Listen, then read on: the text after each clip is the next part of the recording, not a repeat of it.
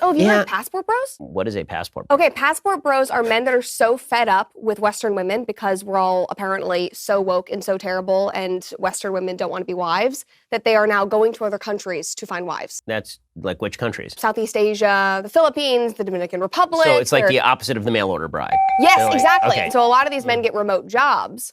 And so they go there and they live in these countries and then they meet these women. And then women in the Western world, specifically the United States, are so pissed off about it. And they're like, you're going to all these countries where these women don't even know how to speak English. They can't even read. They're so uneducated. Hi, and welcome back to an episode of Not Life as We Know It. I'm your host, William Chow. And in today's episode, I'm going to cover some topics about the passport bros. We'll tackle these two topics in this particular episode, and don't forget to subscribe so that we will get more of them as we continue on with this topic. So, we begin with the reference to the Russian bride. So it's like the opposite of the mail order bride. Yes, like, exactly. Okay. Now, this concept of the passport bros is not a new one. I mean, this is been for a long time, ever since the Russian brides in the early 90s. Even in the times before the internet, people have been using classified ads in newspapers to advertise the possibility of finding women in Russia, Ukraine, even in Eastern Bloc European countries, for example.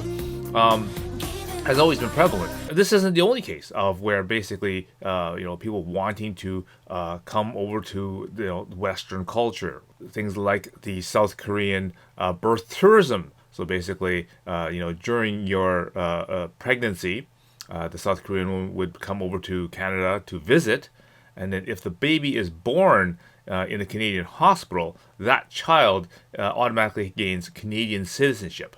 This, of course, expedites the process of getting immigration into Canada, as well as avoiding the mandatory military training that's required by South Korea. Some of the other events that has happened in the past with the mass migration of people into Vancouver here is things like the Vietnamese boat crisis. Again, when I went to high school, we had 2 full classrooms of kids, that came, from that for that crisis. And again, they merged very well, with the culture.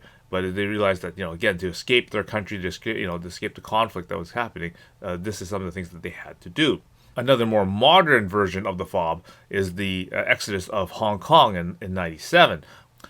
These people are the affluent people in Hong Kong, and they're just basically getting prepared for the British handover of Hong Kong back to China. Again, there's lots of uncertainty of how that was going to happen, whether or not China was just going to roll in the tanks, and then, we don't know. So to prepare that, they basically sent their kids over to another British colony, like, for example, Canada.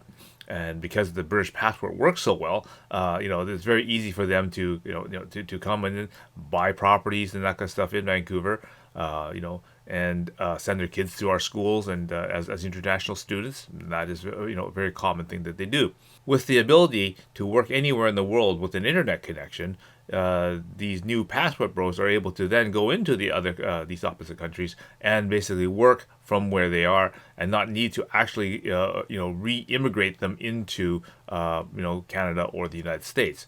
Again, with the new modern things, a lot of people would argue that you wouldn't want to do that, but there are many things that would benefit them if they do, and I will comment on those on future episodes.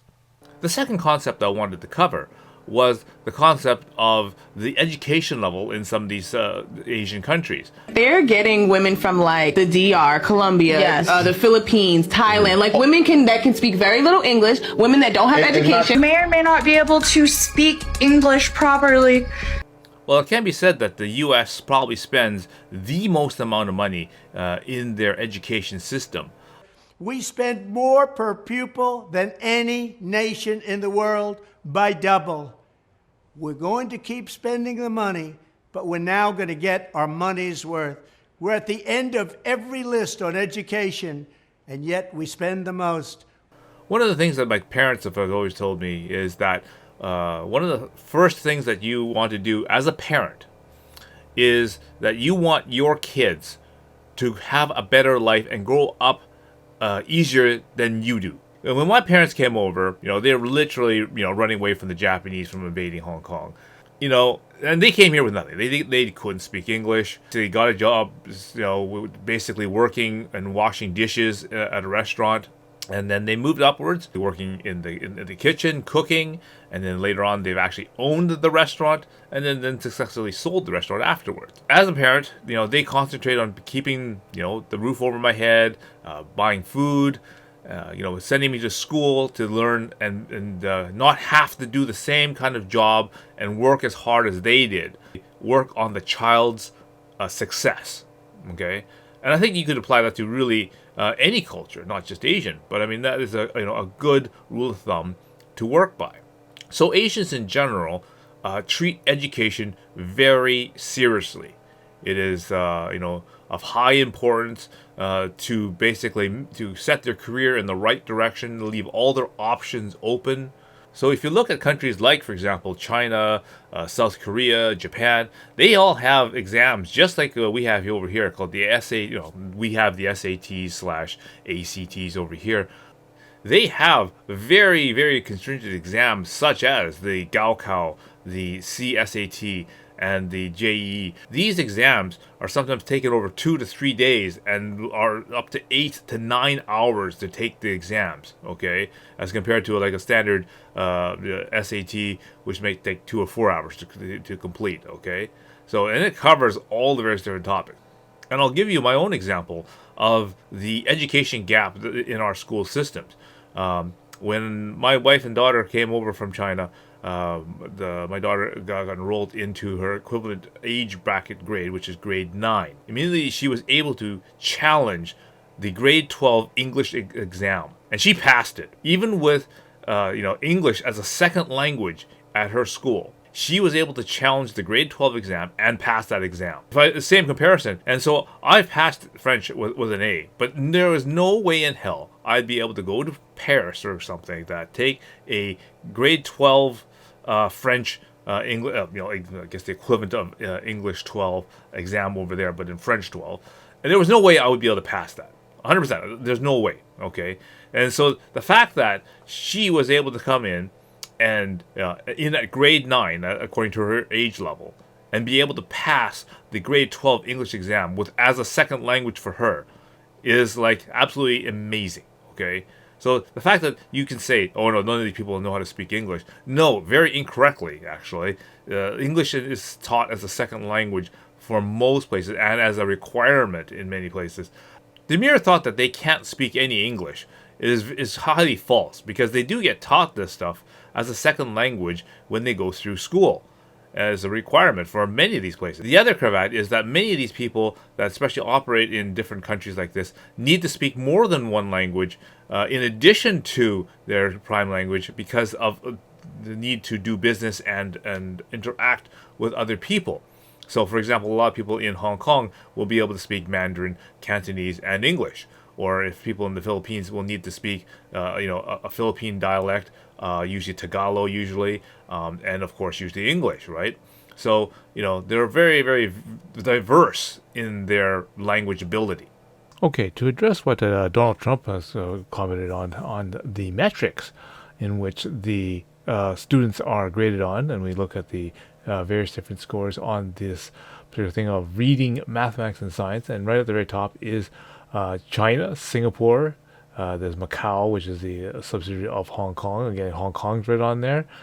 We have Canada, also with high scores on all three subjects. If we go a little bit further down, we'll see Korea. Then we'll see the United States, followed by the United Kingdom, Japan. Okay, Chinese Taipei, which is obviously like Taiwan. All right. So we take the metric like reading, where the China scores 555, and U.S. is scoring around 505. So I mean, they're scoring essentially a good 50 points, or almost 10% better than the Chinese. So if you put that on a scale, their Chinese may be scoring AA pluses.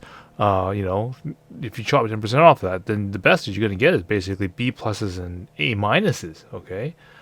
We also look at the scores for mathematics here, and they're scoring like a 590 as compared to the U.S., which is 478. So almost 100 points worse, right? So again, when they're scoring A's and A pluses, the average for the Americans is basically a B, maybe B minus, okay? And then we also look at the last category, which is science, and the same distribution again, scoring around 502. So again, a bridge gap of almost 100 points. And again, you're scoring A to A pluses in China, but the average score in the U.S. is going to be like a C plus or a B minus. So this is definitely a big educational gap. Thank you for making it this far in the video, and I'd like to remind people to go down below, click like, and click subscribe. I'll have more videos on this particular topic as we continue, okay? And if you want to check out my other videos, I also do the history of fan anime, which I talk about the history of how anime grew up in our popular culture in North America. So, until next time, I will see you again.